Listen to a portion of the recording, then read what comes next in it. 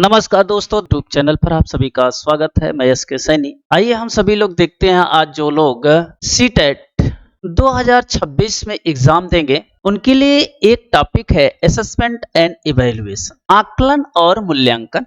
आकलन और मूल्यांकन, असेसमेंट एंड इवैल्यूएशन बहुत ही इंपॉर्टेंट टॉपिक है जिससे आपको हर साल सवाल पूछते रहते हैं। कम से कम आपको 4 से 5 सवाल लेकर के आएगा पेडागोगी में। यह पेडागोगी का पार्ट है। तो आज हम लोग इसी टॉपिक पर चर्चा करेंगे, आकलन और मूल्यांकन क्या होता है, असेसमेंट और इवैल्यूएशन किसे कहते हैं। तो पहला क्वेश्चन से शुरू करते हैं। मूल्यांकन का मुख्यतः किससे संबंध है? असेसमेंट का इन 4 ऑप्शन में से किससे संबंध है, किससे रिलेशन है, ये पूछ रहा है। तो देखिए यहाँ पर है केवल की बात बताए थे, जहां पे ओनली की बात आएगा ये गलत हो जाएगा। शिक्षण विधियां, टीचिंग मेथड कौन करता है? ये टीचर करता है, ये अध्यापक करता है। ये करता कौन है? टीचर करता है, अध्यापक करता है। और जहां पर टीसीए केंद्रित आ जाएगा वो गलत हो जाएगा। टीचर सेंटर्ड अप्रोच की जहां बात आएगी वो ऑप्शन हमेशा गलत होगा, क्योंकि टीचर जो है डिक्टेटर होता है, तानाशाह होता है। इसलिए ये ऑप्शन आपका हटा दिया, गलत हो गया, ये भी गलत हो गया। सीखने की प्रक्रिया, जिस ऑप्शन में प्रक्रिया आएगा, प्रोसेस आएगा, वो ऑप्शन हमेशा सही हो। जिस ऑप्शन में प्रक्रिया आया, प्रोसेस आया, वो ऑप्शन हमेशा सही होगा। एग्जामिनेशन, जहां पे परीक्षा की बात आएगी, एग्जाम की बात आएगी, वो ऑप्शन हमेशा गलत होगा। तो ऑप्शन कौन इसमें सही हुआ? इसमें ऑप्शन जो सही हुआ वो सी ऑप्शन सही हुआ, लर्निंग प्रोसेस। क्वेश्चन नंबर दूसरा, मूल्यांकन की प्रक्रिया है, इवैल्यूएशन प्रोसेस किसमें है? कलेक्टिव इंफॉर्मेशन, सूचनाओं को एकत्र करना, मेकिंग वैल्यू जजमेंट, मूल्य निर्णय करना। देखो, मूल्यांकन का मतलब होता है मूल्य का अंकन, अंकन का मतलब होता है निर्धारण, यानी मूल्य का निर्धारण ही मूल्यांकन कहलाता है। तो देखो यहाँ पे मूल्य का निर्धारण करना सही होगा। विद्यार्थियों को पढ़ाना, टीचिंग करना गलत होता।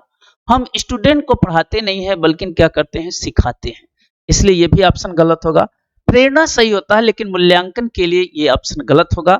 लेकिन प्रेरणा गलत वर्ड नहीं है, सही वर्ड है, इसलिए इसका जो सही वर्ड आएगा, इस क्वेश्चन का जो सही आंसर आएगा वो आएगा बी।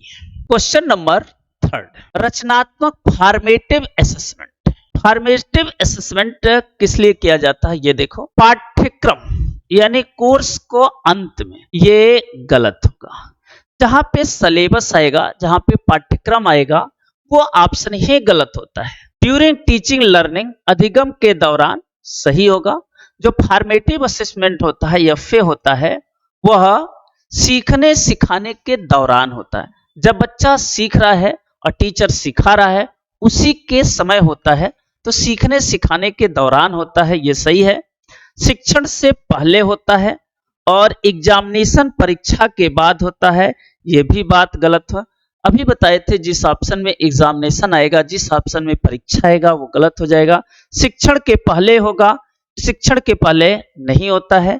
शिक्षण के समय होगा, ड्यूरिंग द लर्निंग पीरियड होगा, सीखने सिखाने के दौरान होगा। इसका ऑप्शन आएगा बी। क्वेश्चन नंबर 4 देखिए, समेटिव असेसमेंट क्या होता है? यह साल के अंत में होता है, यह हमेशा साल के अंत में होता है, एंड में होता है। लर्निंग डिफिकल्टीज, सीखने की कठिनाइयां, इसको कहते हैं निदानात्मक परीक्षा।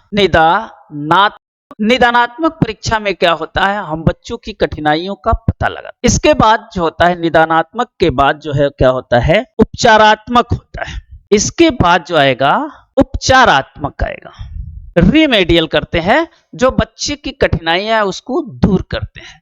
तो समेटिव असेसमेंट क्या होता है, ये देखिए, कहता सीखने सिखाने में कठिनाई। फीडबैक ये फॉर्मेटिव असेसमेंट होता है। फाइनल अचीवमेंट, शिक्षण रणनीतियां। तो जहां पे अंतिम उपलब्धि की बात आएगा, फाइनल अचीवमेंट की बात आएगी, वो समेटिव असेसमेंट होगा, क्योंकि यह साल के अंत में एग्जाम होता है। इसलिए ये क्या होगा, ऑप्शन जो सही आएगा इसका कौन आएगा, अंतिम उपलब्धि, यह आपका समेटिव असेसमेंट होता है।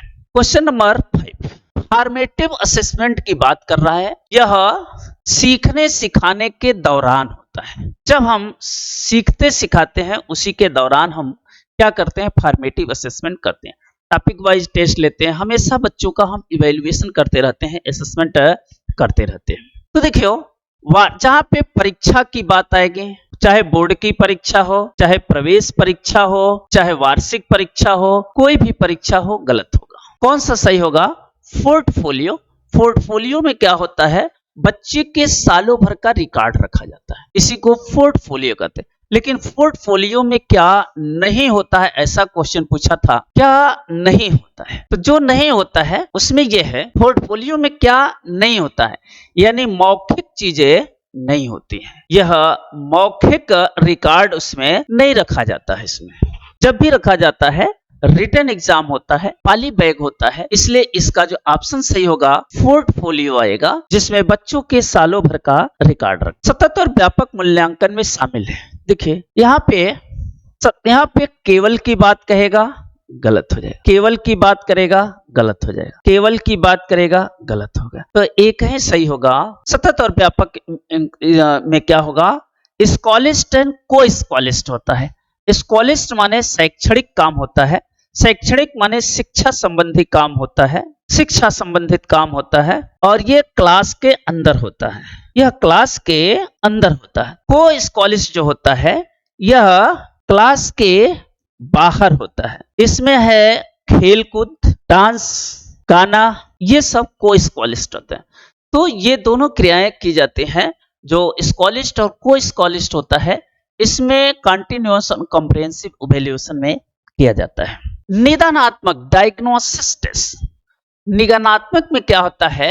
बच्चे की कठिनाइयों का पता लगाते हैं। कठिनाइयों का पता लगाना, बच्चे के मुश्किलों का पता लगाना, बच्चे के जटिलता का पता लगाना। ऐसे पूछे, बच्चे के जटिलता का पता लगाना। अगर ऐसा पूछा तो वो डायग्नोसिस टेस्ट होगा।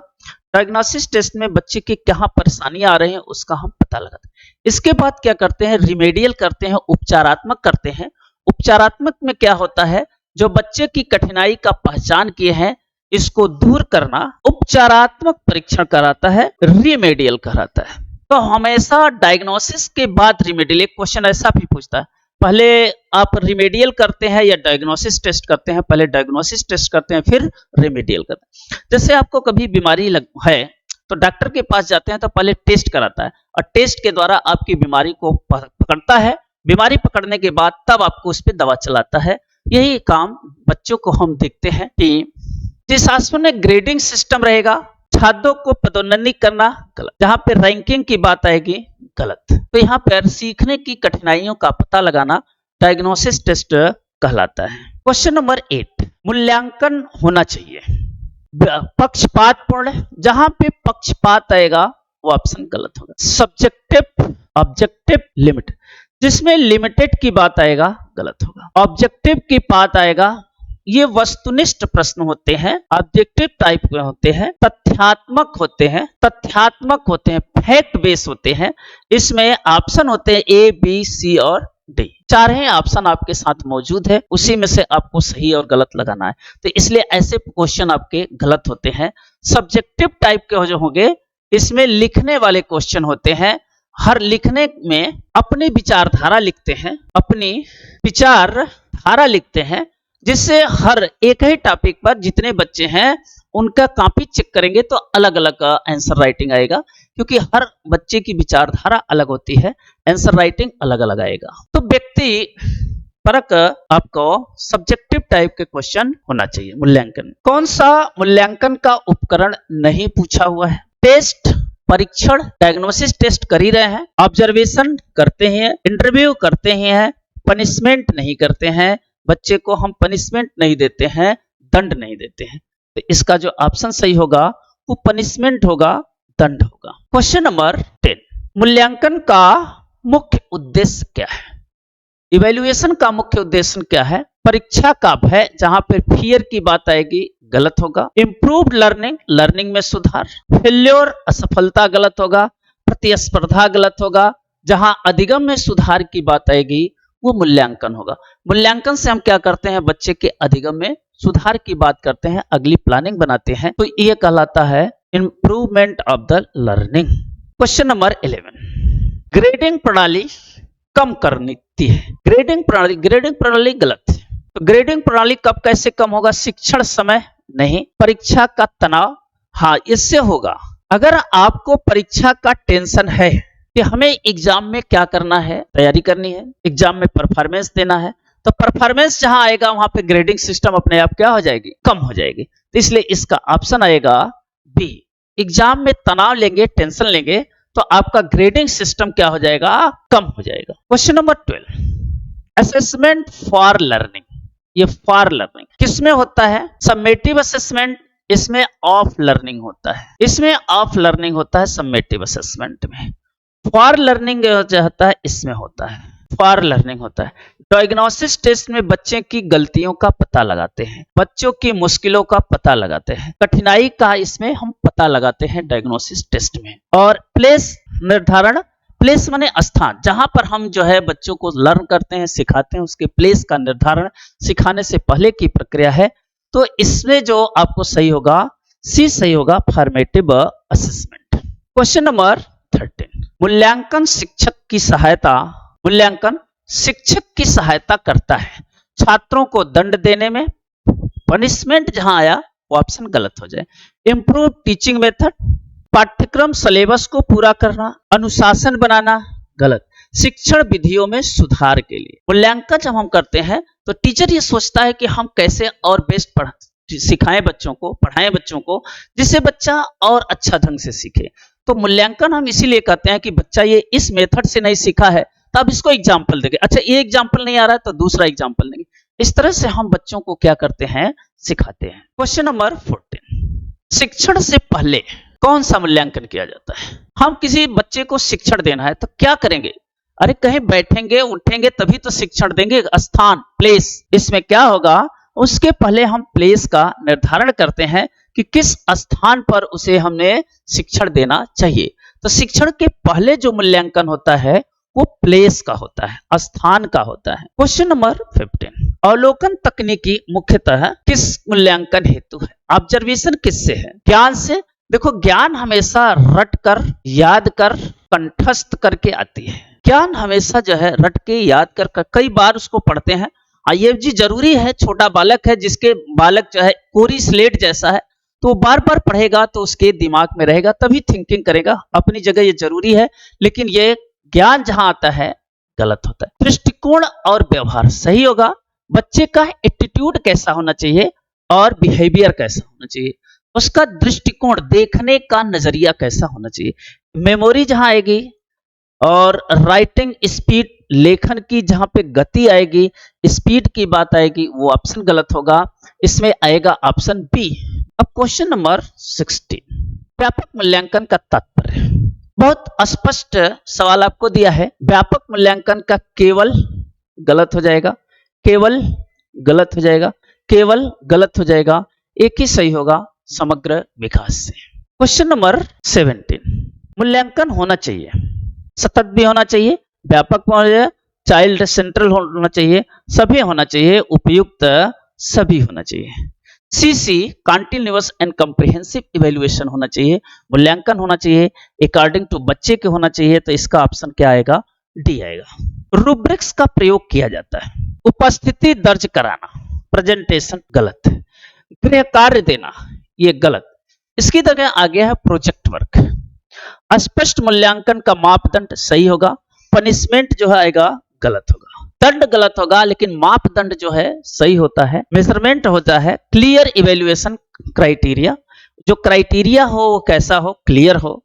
तो ये क्राइटेरिया है मापदंड, और मापदंड जहां आता है वो क्राइटेरिया क्लियर होनी चाहिए, वो सही होगा। इसका ऑप्शन जो आएगा वो सी सही होगा। क्वेश्चन नंबर 19, कौन सा ऐसा असेसमेंट है फोकस करता है जो फीडबैक देता है? समेटिव गलत, क्योंकि ये वर्ष के अंत में होता है।